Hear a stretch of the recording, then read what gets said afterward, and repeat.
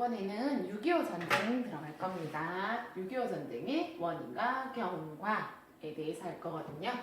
자, 6.25 전쟁. 우리나라는 지금 6.25 전쟁이라고 얘기를 하고 있습니다. 또 이거 용어들을 살펴보면 어떻게 생긴 전쟁인지 어떻게 되는 전쟁인지 생각들을 알 수 있거든요.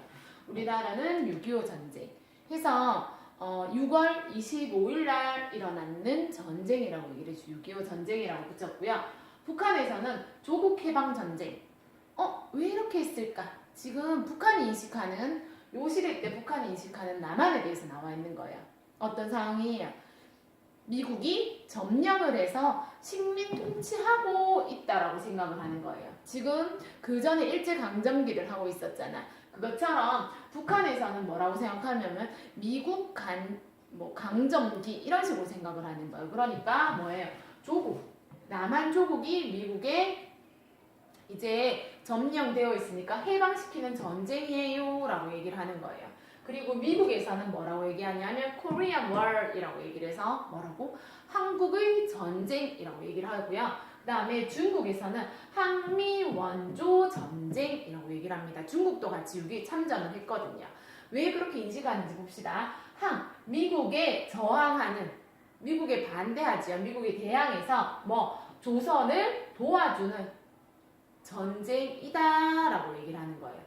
그래서 뭡니까? 지금 이 시대 때도 그렇죠. 중국은 무슨 주의? 사회주의 국가, 그리고 미국은 자본주의 국가죠. 그래서 그 이데올로기 대립으로 인해서 미국에 저항해서 누구? 조선을 도와주는 전쟁이다 라고 생각해서 한미 원조 전쟁이라고 얘기를 하고요.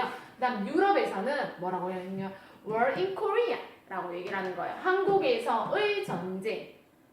두 개 다르죠. 미국은 한국의 전쟁이라고 얘기하고요. 유럽에서는 한국에서의 전쟁이라고 얘기를 하는 거예요. 이유는 뭡니까? 나중에 뒤에 가면 유엔군이 참전합니다. 그렇죠? 여러분들이 잘 아는 메가더 장군이라든지 여러 사람들이 여러 나라에서 원조가 들어와요. 그렇기 때문에 한국 사람만 싸운 게 아니야. 위치는 한국이되 전 세계적으로 싸웠다라고 해서 한국에서의 전쟁이라고 얘기를 하는 겁니다. 그래서 이런 거 특징을 보면 뭡니까? 우리가 생각할 때는 뭡니까? 북한이 남침을 했다고 얘기를 해요. 남침.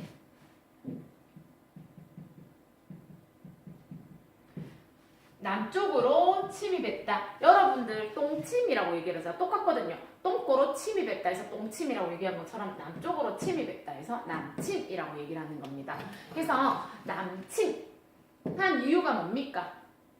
우리 뭐예요? 지금 조국 해방 하기 위해서 지금 남과 북으로 38도선으로 나누어져 있습니다. 그렇죠? 미국과 소련의 신탁 통치로 해서 나눠져 있는데 지금 무슨 상황? 나눠져 있으면 안 된다. 한 국민이기 때문에 북한에서는 무력으로 어쨌든 하자? 통일하자 라고 해서 원인은 뭐예요? 나눠져 있는 나라를 뭐로 만들자?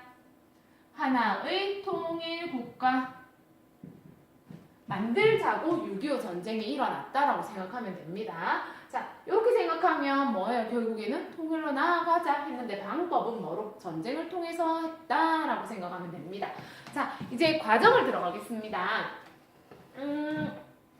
6.25의 과정. 우리 교과서보다 아주 지금 많이 세세하게 조금 적어놨기 때문에 이거를 다 외울 필요는 없어요. 그냥 이런 과정이 있었어 하는 것만 해도 되거든요.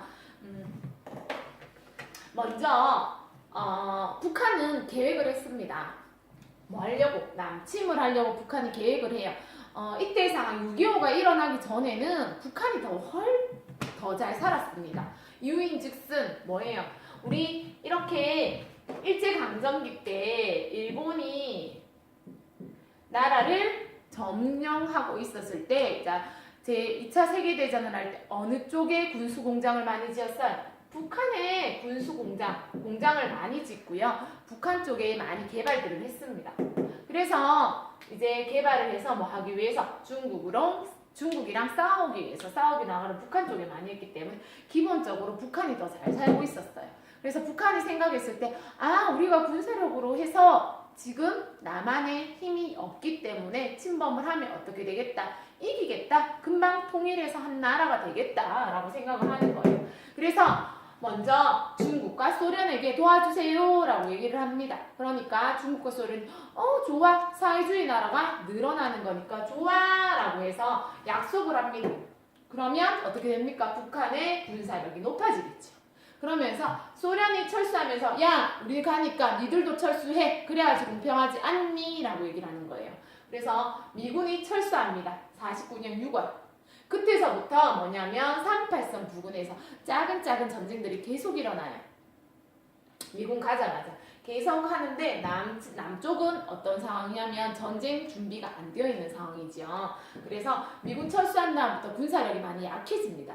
약해지다가 6.25 바로 전날 6월 24일 날 자 지금 농번기이기도 하고 봤을 때 딱히 전쟁이 안 일어날 것 같아 하면서 군인들의 20%를 이제 휴가를 보내줍니다.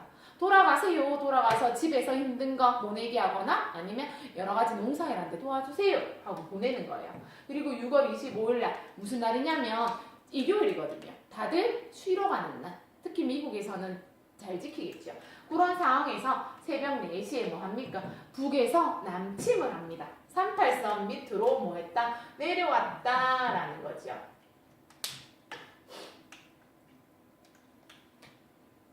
우리가 내려오게 되는 거죠. 자,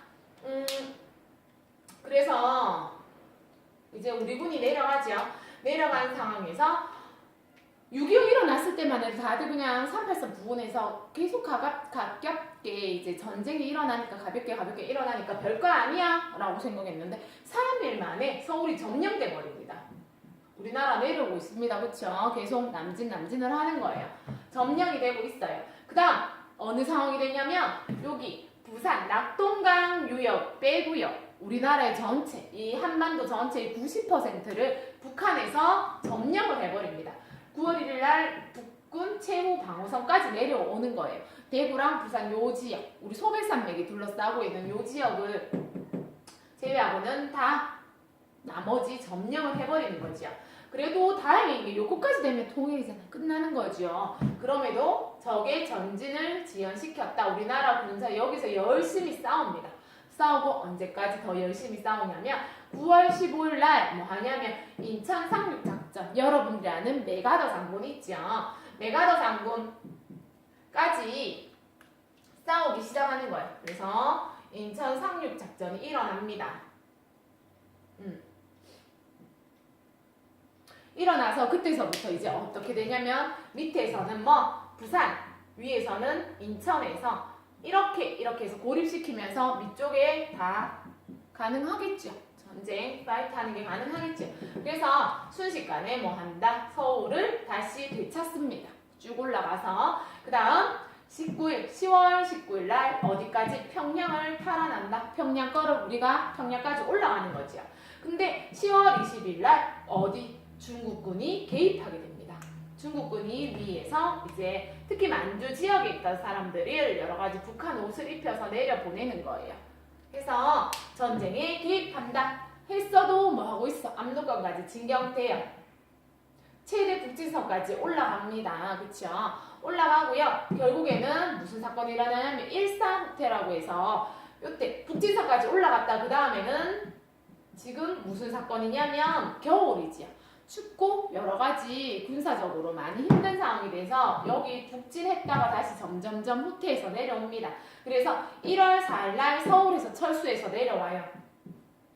서울 밑으로 이제 점령돼서 또 내려오는 거예요. 지금 계속 왔다 갔다 점령이 왔다 갔다 이러고 있다고 생각하면 돼요. 그래서 1사후퇴 요거 기준은 저 위쪽이 아니고 서울에서 철수했는 거죠. 1사후퇴 된 다음에 그래도 계속 싸우겠죠. 유엔군도 들어오고 들어오면서 뭐냐면 3.8선 돌파, 우리 3.8선 이상으로 또 치고 올라가는 거예요.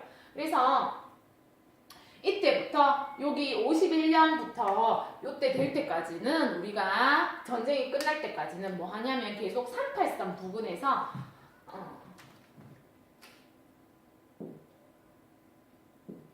이렇게 있으면 38선이 있죠. 이 38선 부근에서 계속 전쟁이 일어난다고 생각하면 크고 작은 전쟁들이 계속 일어난다고 생각하면 돼요. 이렇게 일어나고요.